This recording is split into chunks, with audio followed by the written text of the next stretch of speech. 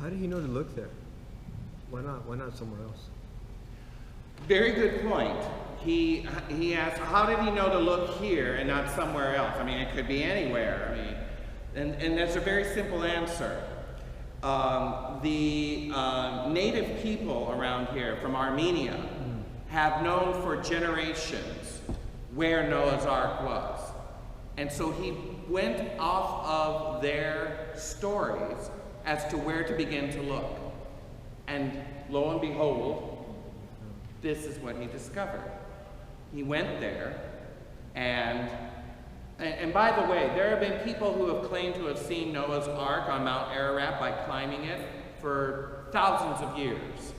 Marco Polo himself claimed to have saw it on his trip to China.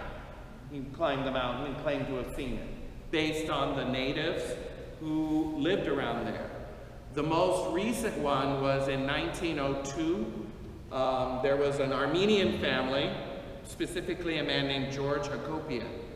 This is part of Ark discovery, people who discovered Noah's Ark, who claimed that as a child, his uncle took him up the holy mountain and lifted him up onto the Ark, and that it was this huge barge that he could walk on the top of. And he remembered that as a boy. And again, where is it was given to Ferdinand Navarro. And so when he made his trek up the mountain, he followed the legend, and this is what he found. It's a miracle it wasn't destroyed. You know, let's burn the wood to keep warm. Right. Well, I imagine, I go, well, what happened to it? And it's like, well, I imagine after the flood, I mean, Noah didn't have any other place to live. So I imagine he and his wife and children stayed on the ark for a few years until they built homes outside of it. You know, after all the animals left and repopulated the earth. I imagine they stayed there for a while until they decide to split up and start living somewhere else. It just was there, you know, and nothing happened to it. You know, it's huge. And, but this is in 1952. There have been many pictures and photographs and other pieces of wood that have been discovered since then.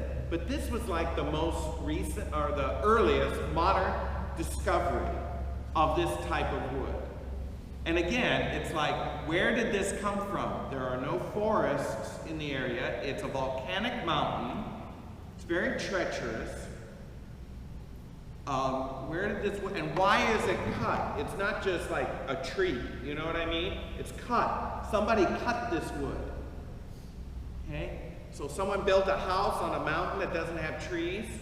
You know? I don't think so. Are there any animals that might have mutated to the environment there that might have come from another part of the world that they found? No, not offhand. Not that I would think of. I think the animals dispersed accordingly to the different ecosystems that we see today. But how did they disperse if the earth had already separated after the flood? How did the kangaroos go back to Australia? I imagine, that's a good question. I would imagine that the initial breakup was such that it wasn't there weren't land bridges for them to cross, and then it would separate into the different places and ecosystems that they are now. That there was an initial break, and that there were still some bridges for the different types of animals to cross over into the different ecosystems. That would be my offhand explanation. I have another video of a more recent, modern 21st century discovery, but I'm looking at the time, so I'm going to have to keep that until next week. You'll have to come back for more about Noah's Ark.